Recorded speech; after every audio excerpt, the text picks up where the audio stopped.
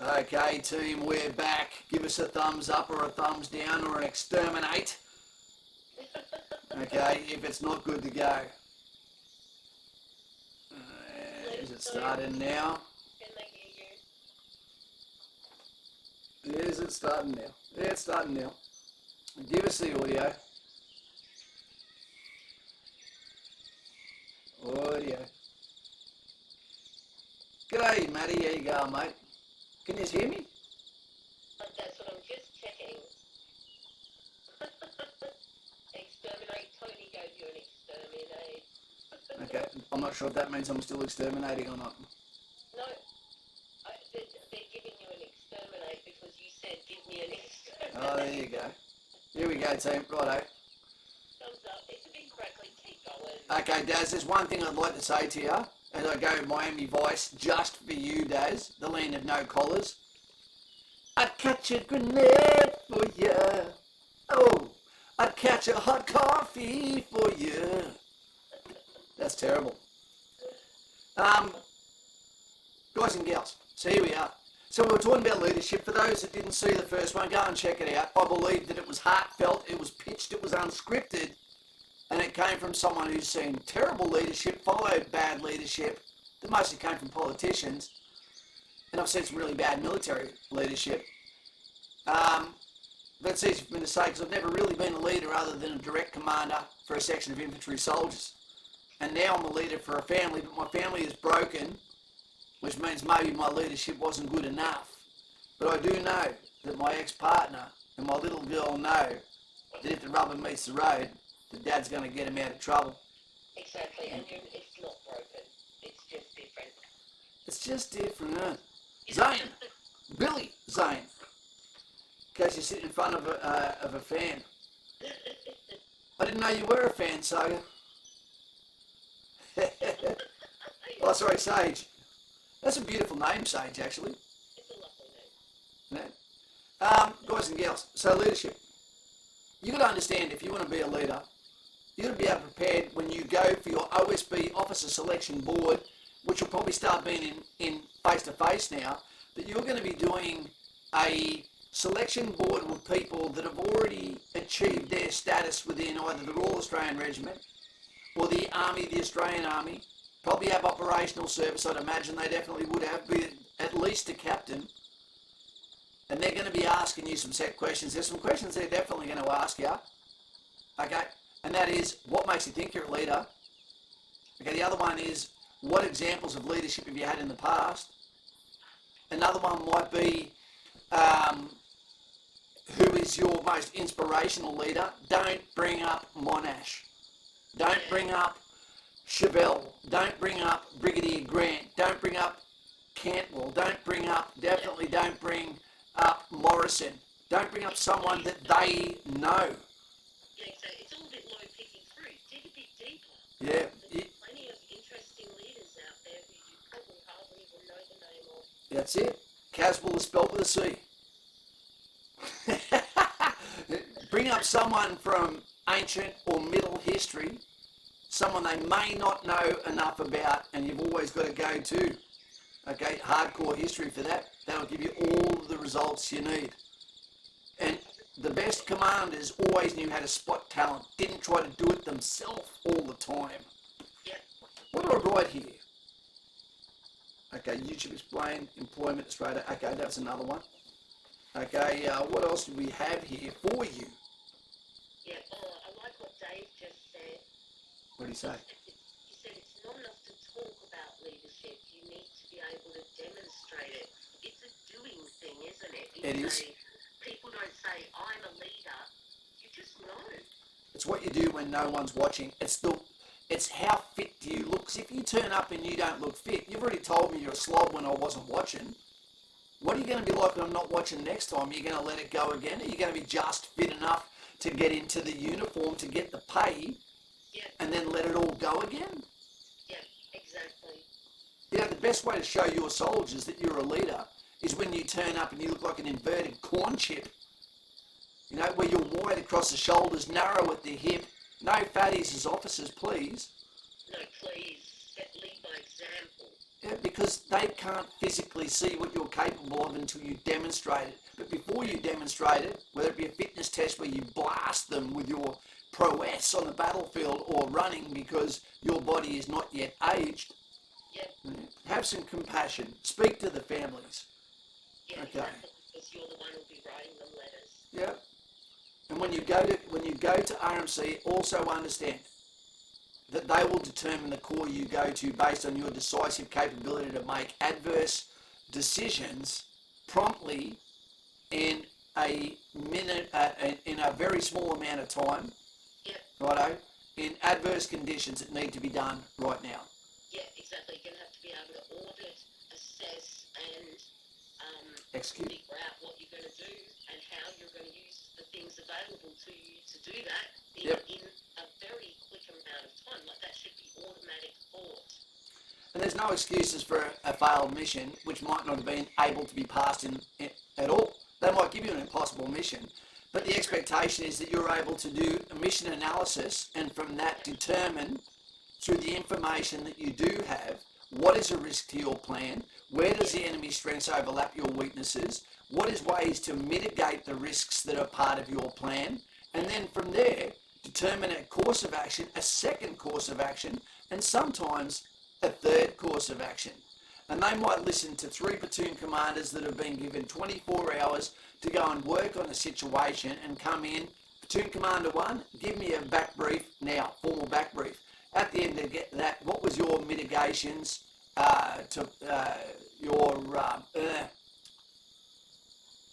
your mitigations to risk to plan, etc. What do you believe that the enemy's most dangerous course of action is? Wrong. Get out. Next man comes in. And like Simon Powell, g'day Rafi, Simon Cowell from America's Got Talent, they'll determine who had the best plan and the best chance of success. But sometimes that is going to be more in line cookie cutter with the officer that's listening to it. Yeah, exactly. I've got a question for you about leadership. Yeah. And mainly like in history, but can someone still be a great leader yet defeated in battle? Absolutely. That's what happens when two leaders come together. You've got to remember Julius Caesar, he beat an undefeated Roman consul, and that was Pompey. Never been defeated before, tactically on the battlefield, and he got beaten. He met him on the battlefield. Who dares wins, and he beat him strategically, and he beat him tactically. Yeah. And then when they cut Pompey's head off, he killed the people that killed the consul. Yeah. Thank you. That was my question about it. And I was also thinking with leaders, it's probably really, really important, like you said, how damaging could it be to do as I say, not as I do? That's always an interesting one. That's an interesting one. That's like, imagine being Michael Jordan. What sort of psyche do you need to be the best player on earth but still allow yourself to be coached? How is this person in a position they can possibly have what it takes to coach me? How do you coach Mike Tyson when he knows he could swat you? It's because there's those that are able to look at the doers and be able to pick out, without politics, their strengths and weaknesses, and then bond them into a team, not just as an individual, and then turn them into a collective success instead of an individual, warrior where it's just on fitness, just on brutality. Hey, is that the Ryan guy? That guy 21. Absolutely on the fitness part matters. It's not right, it's just that guy. That guy. Giuliano's here. Hi, Giuliano. And bye, Mad Lad. It's good to have you all here, guys. And the Space Ninja, we always hear you coming. You're what do you call it? Your slippers aren't fooling anyone, mate. Let's go back to what we were talking about before. Yeah. Imagine being a 23-year-old commander. Tell us what you think in comments to this, guys. I think it's wrong that we recruit officers at the age that we do to go to RMC, or even that bullshit called ADFA, that absolutely waste taxpayers' money. There's no need for you to have a degree. Okay, I want to know what you get, what you know and what you've researched that you didn't get paid extra to stay as almost like gap years in a military uniform. So I don't want to pay for your degree. But for the officers that go to RMC, what should be the minimum age you need to be to have adult understanding of who you are and what adults are like? You've got people coming from school. There is no possible way that they have the understanding or the compassion or knowledge that others have, that you're asking them to perform the best version of them when you're only 19 or 20 or 21.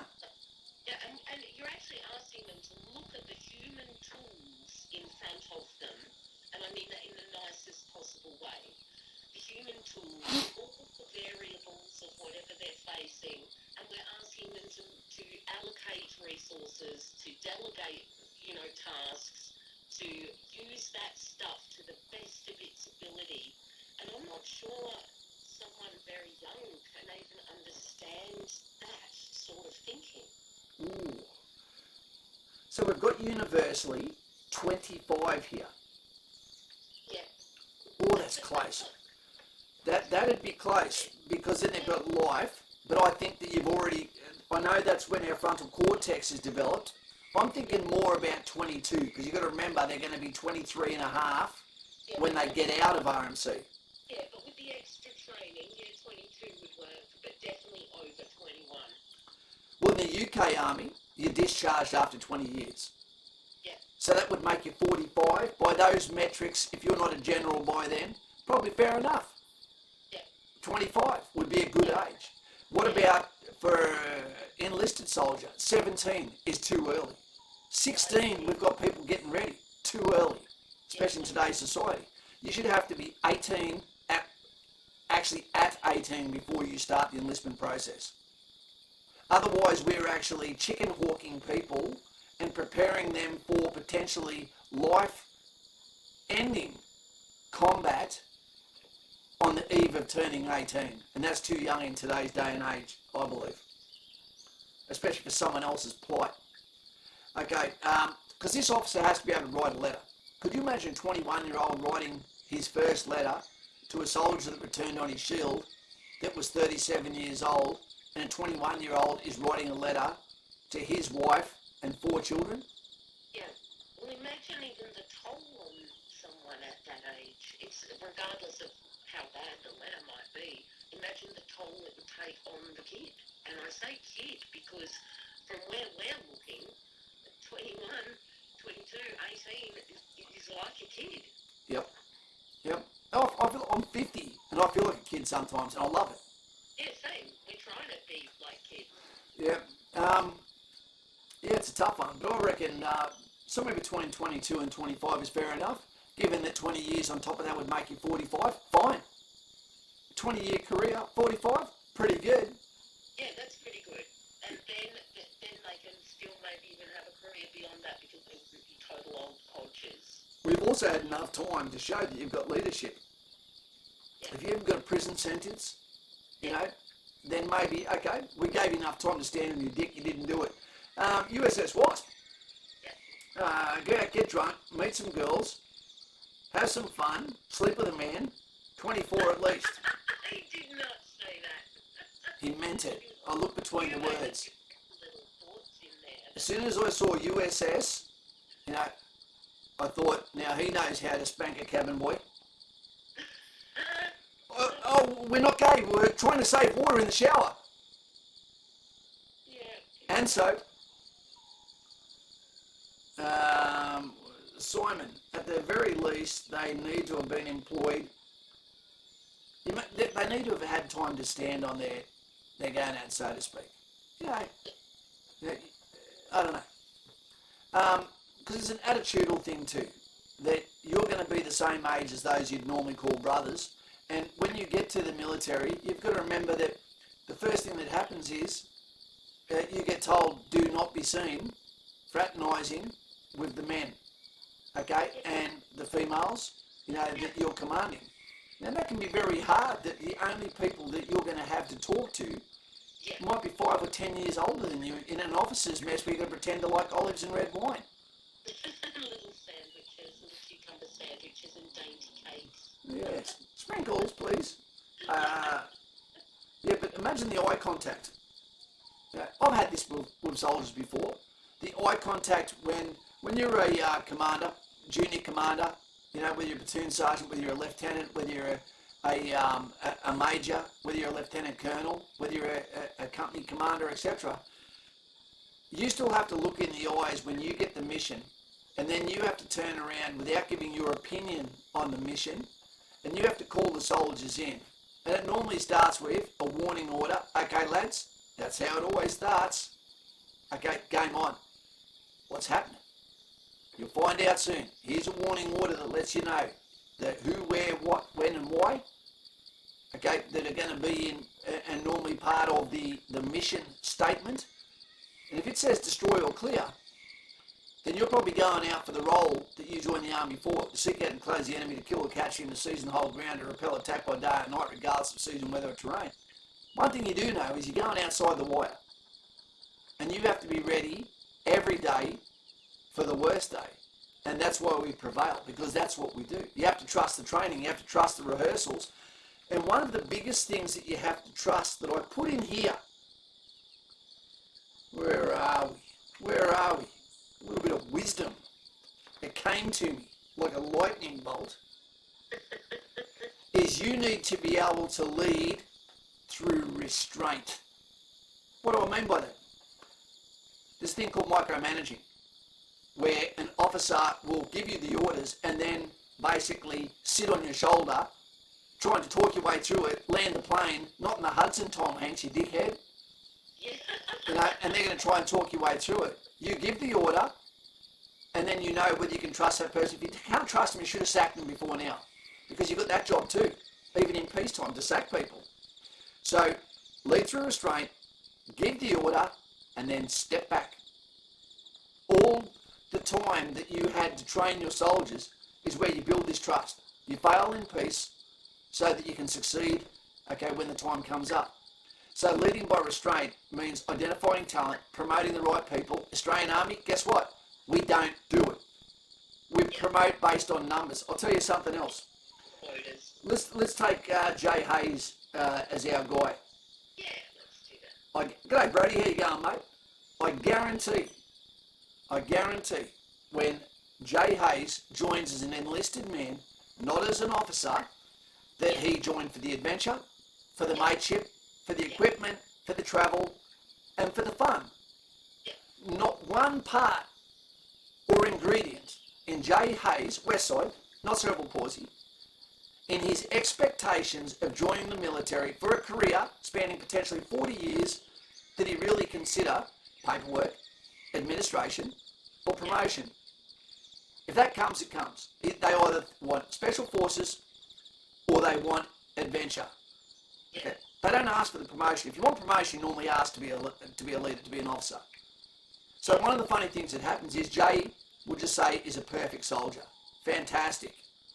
Okay, then he does his time in support company, goes to snipers, okay, or he goes to DFSW or goes to mortars. Does a great job. Before he knows it, he's a section commander. He's going, I had one strike where I wasn't very good at picket lists. Okay, I didn't really like it that much. I wasn't in direct command of anyone other than the Bravo fire team, but I wasn't really in command. It's really my section commander, who is Brody Poole.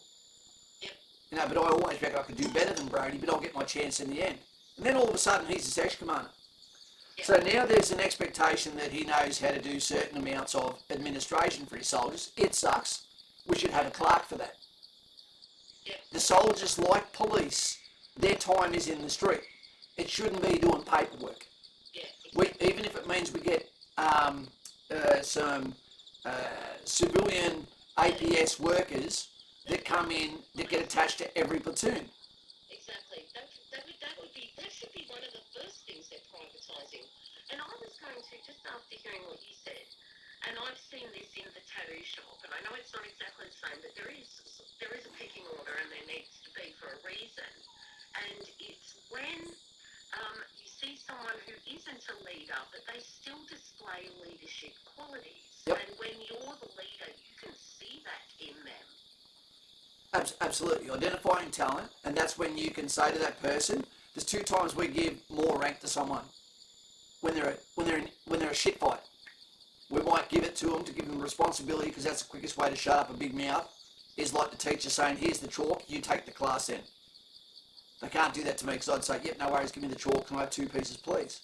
Exactly. Okay, but the other one is people that absolutely need it, and that's why the Lance Corporal, Nicole was just asking, is Lance Jack still in rank? Yes, it is. It's the 2IC, often, but in non-arms corps, they go straight to full corporal, but they also do a sub 2, some sub 3, some sub 4 that are corps specific.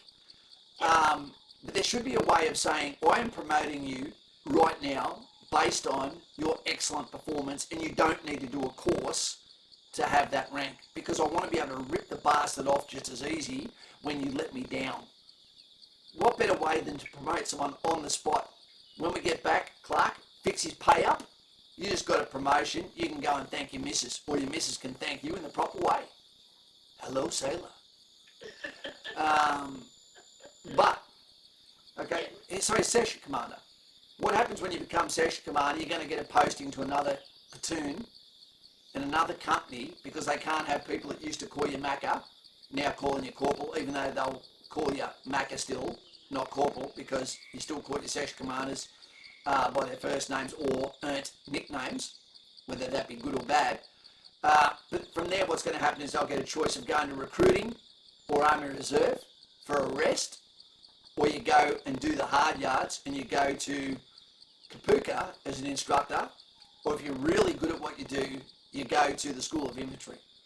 You go to where you are the master of your trade, where you need to teach above the line what can't be found in books, that has the artist's edge. But again, paperwork has crept in. And they're thinking, well, I am supposed to be fit, leading by example, meant to be strong, meant to be faster, not losing my edge, but I am getting older at the same time. But then they come back as a platoon sergeant, and then they've got a wall of mishaps and bullshit that happens every day academically. And they're going, I never joined the army for this. But now my report that comes from a guy who's nearly half my age, okay, who joined the army for everything about getting and receiving and getting the rewards for leadership. The burden of command means you've got to do all the shit jobs of paperwork and all that. But that's not what I joined. No. But you want me to be good at that. And not only that, your paperwork and administrational ability trumps your ability on the battlefield or your military prowess. That does not make sense, and something needs to happen, and effing now. Because what's happening is the senior soldier, the advisor to the platoon commander, is now being bogged down by paperwork. Let's save the trees. Okay, the electronic trees that we type on. Yeah. Okay, or get a clerk in or an APS person to do that job. The only reports we should do is a request for an opt-down operational demand for another soldier because one is gone, writing paper for the platoon commander to write a letter to a parent, and that's about it. You know, that's about it. Right. It's an unnecessary step that needs to be taken when your brain can actually be better spent with cognitive load doing other things. That's it.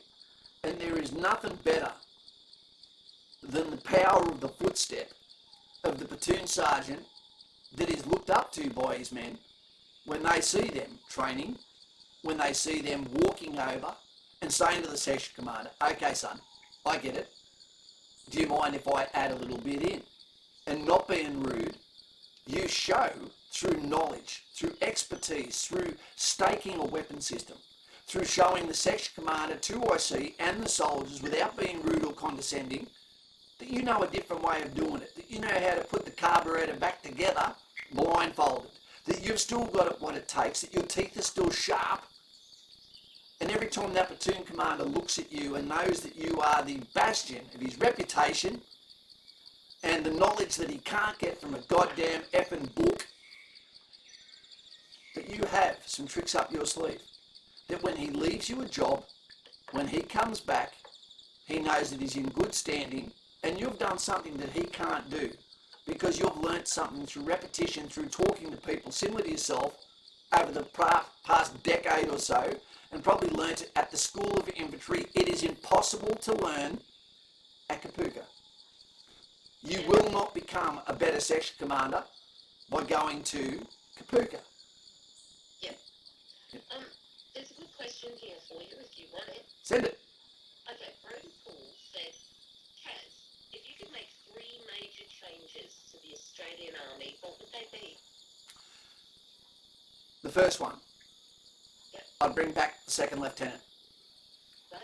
I need to see that this is a lieutenant in his first year, so I can look after him, mould him, give him respect, speak to him, and allow him to understand I will give him 100%. I am not his enemy. But he needs to open his goddamn ears and shut his goddamn mouth. And remember, the other officers around him are not necessarily his friend. His best friend, colleague, is the platoon sergeant who goes down with the ship that he sails. That'd be one. The next one would be to bring in the clerk. To bring in the clerk or the APS member, remove the paperwork from those that we demand a tip-top fit. Okay, that would be a second one. Yep. So people still act and walk as lions. Yep. And the last one, I believe, would be that we completely reverse the equity and diversity. Completely reverse it. No double standards. I think they should get rid of every double standard. Yeah, they should. You know, and that will still hurt us too. There'll be things we go, oh shit, that's going to be hard again. But what we need to do is it's that capability. It's not about what you think is comfortable. That's right, and that capability needs to be moving forward. So the one thing that the soldier has, undeniably, is a love for the franchise they're part of. Now, when you join the army, you know, especially in an infantry battalion, but in every single unit, we're in love with our PT shirt. You know, now, I don't give a shit if someone is offended, because you won't be offended, because the shirts we have don't have swearing on them. You know, there's no nudity on them. Yeah. They're things like the Phantoms. They're things like the Bull. They're things like Hook In, Bravo Company, 2nd 4th Battalion. Are you the Sharks? Are you the Phantoms? Are you the Bulls? Are you the Zulus? You name it. You become a group of 30 individuals that rock around wearing the colours, and that is your insignia, and that's where your pride belongs. And it means platoon commanders can go, look at those guys. Who owns them? And he goes, yeah, mate, that's me. Yeah, there's a follow-on question. Yep. And I'm interested too, because I don't understand a lot of this stuff. I'm a layperson. But Private Kyle has asked, why do you think second lieutenant, is that what it was removed? I think it would have been just, there's no real good reason, there's only bad reasons. I think it would have been done for administrational purposes. It could be because of ego, I don't know. You've got your substantive ranks where they're doing the rank above. Everyone from private needs to be able to do the role 2 ranks above them. Okay, a lieutenant needs to be able to do the role 2 above them. There is no good reason for the second lieutenant. It is cruel to him for him to be treated the same as a 3-year lieutenant on day 1. Yeah. I'll tell you one thing. Officers have absolutely no mercy on each other. They eat their own. If you think as a young soldier, if there's any soldiers that are watching now, that they get away with the shit that you don't get away with, that's crap. Yeah, exactly. They absolutely get eaten by their own. Yeah. Yeah. There's another question here. Simman85 says it's great to see you. Hey man, how you doing? Yeah. And there's another question here from Tony, and it says, sorry to ask again, but is there an expected weight load that infantry soldiers carry? It will be whatever the load list is for the location. If you're going into a hot climate, okay, it might be over 60 kilos, you know, which it was for us in East Timor. Okay, it could be even heavier, and that was because our equipment weighed 20 kilos just from the water. Before we went on a patrol, we always had to have 20 litres of water because we were in the hottest climates in the world with 100% humidity all day, every day. And almost everything we did was by foot. Okay, then you might be in Afghanistan, and if you were doing a dismounted patrol and you're wearing winter clothing, with body armour, okay, with your helmet and ensemble and ammunition, depends. It's different for every single person. You might be the guy that's carrying the gun. The gun, okay, the Minimite is 7 kilos unloaded, 7.1 I believe with the new sight on. Then it goes to 10.15 kilos with 200 rounds on the plate. So it always travels 30 rounds when you're patrolling. But then you're going to have a spare barrel. And you're going to have 800 rounds to 1,000 rounds. And what if you've got the Mag 58 that clocks in, I think it's 12 kilos something, and the rounds are twice the weight? What if you're carrying the 84? What if you're carrying mortar rounds like we were in effect, okay, East Timor 99, to give to the mortars?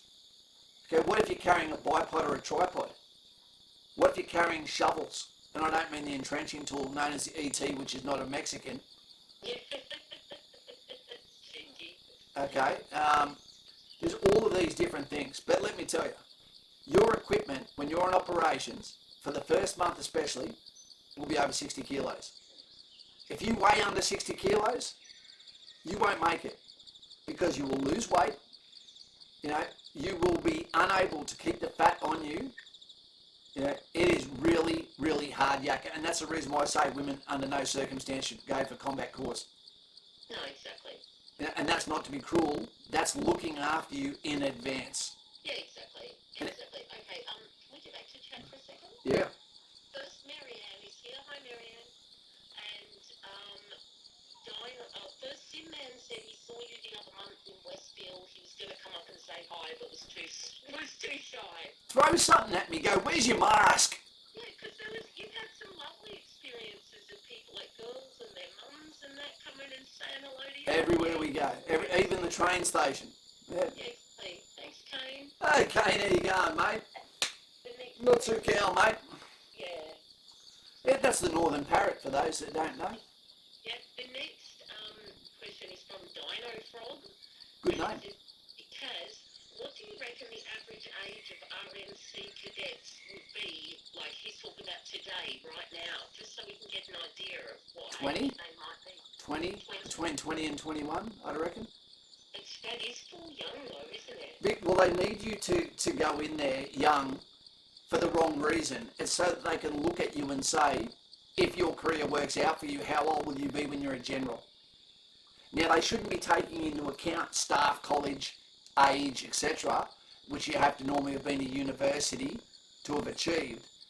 But once you get above the rank of major and you start to get considered for staff, college, or even majors, quite often they can be sent to USA. You'd say their best work is done for Army after the rank of major, field promotion to like a rifle company, etc. Because then you're going to be doing exchanges and all that sort of stuff. Major might be your ceiling rank, but that doesn't mean there's not some awesome postings. Alright. Nothing personal, but just don't be saying things like that. Please do not make trouble with the moderators, please, because we don't really care who you are. We'll just get rid of the messages. Do not be picking fights with them. Thank you. Okay. Now, Be prepared to carry your own body weight if you want. Yes. There was a question back here. Oh no, that was what. No, I got that question to you, didn't I? Which one? About how much people need to be able to carry. Yeah, well, and I've told you before that I was fit as hell in 1999. I'd come straight off my promotion course to section commander to barrier test to go for SASR. Didn't get through that because I pulled off to go to East Timor. Went over there. When I picked my pack up in 1999, my eye turned bloodshot red because it burst all of the the vessels in my eye just from carrying my pack up, picking my pack up. Yeah. And I was nowhere near the heaviest pack, nowhere near it. I used to get teased at times for how light it was. I just... Your pack is legendary. I've heard a lot of things about your pack. I've heard it was a little bit jacked up, a little bit lopsided. It's because real men just carry the load. Your pack And that's what Elton John said. I've heard about your pack before I even met you. I've got a question here from Riley Mullins. And he said, hey, Kaz and team, I'm gearing up to potentially enlist in 2023. Yeah. I've always been a crap runner. How many kilometres do you recommend I get comfortable running before I join up? Well, for starters, good to see you've got time to practice. Okay, mate, the distance is not as important as the intensity. You need to be able to run 2.4 as hard as you can. You need to be able to run 5 kilometres as hard as you can. You need to be able to run 1 kilometre or 800 metres as hard as you can. The reason is everything we do is explosive. It's not the 100 metre sprint, although it's important. I was one of the slowest 100 metre sprinters in the battalion. It took skill to run as flat-footed, as slow as what I did, while maintaining the illusion of speed with my arms as they swung in right angles like Lego figures. So what I'd say to you is, work on intensity, record your time, and then try to beat it every single time you run. Plan your track. Don't set a pattern, and make it a war of you versus you. And you'll get better. Yep, indeed. Mr. Buckaroni says, just a reminder, everyone, Kaz's mic is broken, just like his ass. And it was Mr. Buckaroni, by being in signals that was behind me, that caused the breakage. Yeah. I must have been asleep when you rogered me, mate. Mr. Buckaroni was the one that used to have Mercury, which is the god that the signals use, which is a man prancing around like he runs Qantas. So he can't tease me. Sorry, I'm giving some love. Brady's here. Good to have you here. Running is one of those things that it's about interval training is more important. Run a kilometre, have a minute off, run a kilometre, have a minute off, run a kilometre, and then cool down with some push-ups. Because that 1 minute in between, you often don't know how tired you are until you stop something. But then you need that explosive energy to go again and try to beat the first minute. The 3.2 is still considered pretty much the hardest event you can do in the army. We've got Cam is getting ready to go for his Special Forces training soon. How exciting is that? Yeah, I want him to feel the pressure of being surrounded by others that have prepared, and so he doesn't feel like he's that much of a gun, and realises what it's like to now be competing against others that also fitness is their strength. But we wish him the best of luck. Yeah, indeed, we do. Let me just go back and see if I've missed any questions. Yeah, we are just rolling with the mic. Thank you to everyone who has jumped in, who isn't even normally in the chat, and has jumped in to just let us know there's a problem with the audio. We actually really appreciate that, because I can't hear it, Kaz can't hear it, and if you guys don't tell us, we don't know. Yeah. So we appreciate it, but it's just something that happens, and we don't know why, and it happens halfway through a stream, so it's not the microphone.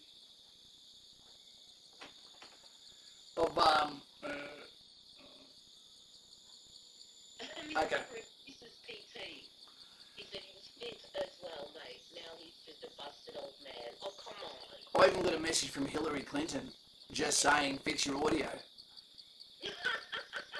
That is when, when real leadership steps in. That's when you know there's a no hello, how you going? Fix your audio.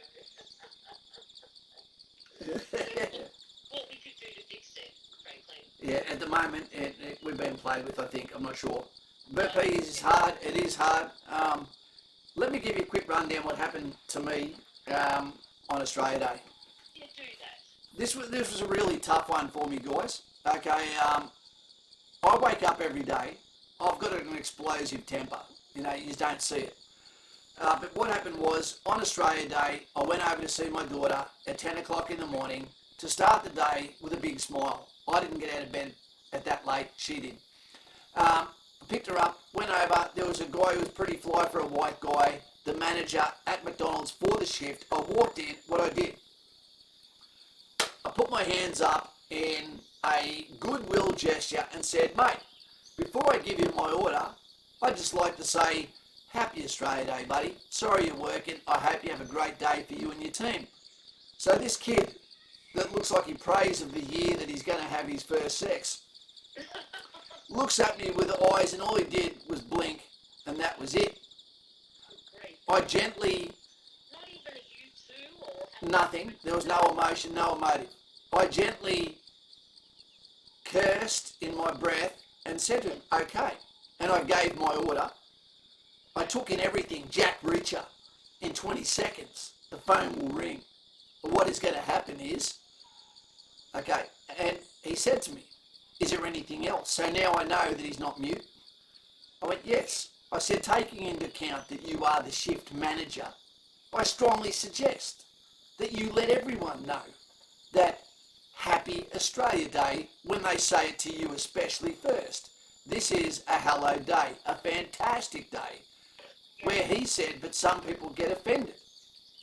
Now, my answer to him is they can go fuck themselves, because no one had a good last 100 years. no, You know, and he looked at me like, what? And I said, yeah, you tell them to go fuck themselves if they've got a problem.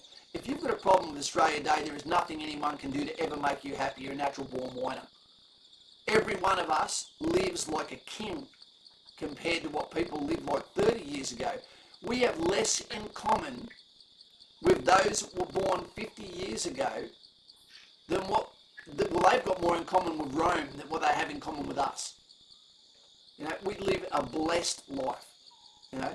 And he was like, couldn't believe I was angry. So what happened was, from there, I went back home after dropping my daughter off, after playing and talking to her, passing on some knowledge, you know, and from there I went, got dressed up to go and see my daughter at the Panthers Leagues Club. I took my mask, my double inoculation certificate, okay, I signed in, and I went over there just ready to play outdoors, not inside, not drinking, not going to poker machines, just at the event that was happening at Penrith Panthers. No, you can't come in. I went, what are you talking about? He goes, you can't come in because you don't have the computer version, the Medicare version of the AstraZeneca vaccine picture. And I've looked at him and said, mate, I've just handed you now, I'm a current serving member of this club. I've been double vaccinated. I've given you my vaccine certificate from a doctor that's 3 kilometres from here at the family centre in High Street. I'm wearing my mask and I'm signed in. I've done everything that even the government says I don't need to do. I understand it's a private place and you're not going to let me in. He's going, we don't acknowledge doctor's certificates. So I go, that's what that is, dickhead. I didn't say dickhead. That's what's on your phone. That is a doctor's certificate. It's an electronic version of what I'm holding in my goddamn hand. And he looked at me with his blinky blue look on his face and goes, I'm going to get the manager. I went, get the manager, mate. Yeah, get the manager, So, Aaron. so he came out and he goes, what's the problem? I said, mate, I'm going to tell you as simply as I can. It is Australia Day. I'm a 24-year veteran from the Army. I'm doing everything that the government has asked me to do to meet them halfway with dealing with today's society, epidemic, etc. Regardless of what my personal thoughts are. And I'm being told no. And he's going, show me the form. And he showed me the form. I've had other managers there let me in before. And he said, sorry, we don't accept this. Would you like me to give you the understanding behind it? I said, no, because I'm also someone that has explosive temper. And I'd rather just a straight answer, can I come in or not? He looked at it and he said, no, you can't come in. Despite the fact that every person in Penrith probably got their vaccine from exactly the same place, but didn't have the paper version, they had the electronic version that could have been a screenshot of their friends. So my Australia Day, I didn't get to see my daughter in the afternoon, and I got to come home. So the 24-year veteran, I don't ask for special treatment. That's why I still got the inoculation. It's why I still sign in. It's why I still wear a mask. But I had to use my integrity, and I didn't do anything to doppelgang or fugazi that certificate. But that was not enough. So my Australia Day makes me always wonder, so if what we've ever done, has it all been for nothing? And not just me, what about all my friends that have died? Yeah, exactly. And what really made me angry was I know this is less about health and more about politics, because I guarantee you one thing, and if you're Aboriginal in the comments, it would have been awesome to have you here with me. I guarantee that if you had been Aboriginal, visually looking Aboriginal on Australia Day, and you'd walked up there with no vaccine, they would have shit themselves and still not said no to you. They would have let you through. Well, because people are scared, and that shows you that they don't genuinely give a damn about the actual cause you might be offended by, rightly or not. They actually are just frightened of looking bad. Well, and that's true. And the ultimate funny thing, and I know that a lot of you smoke. That's all. It's up to you. I don't give a shit. But with the fact that someone can smoke at the club or smoke anywhere, you're like, so if I wear my mask and I can smell cigarette, that means anyone that's ever had COVID that's had a cigarette spreads it to every single person via the cigarette that comes out of their lungs and is smelt by anyone that's ever smelt their cigarette.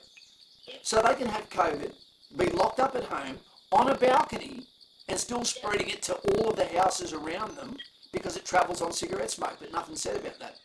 Yep, 60 cubits of breath can travel, which is the distance from your inner elbow to your point of your root finger. That's a cubit.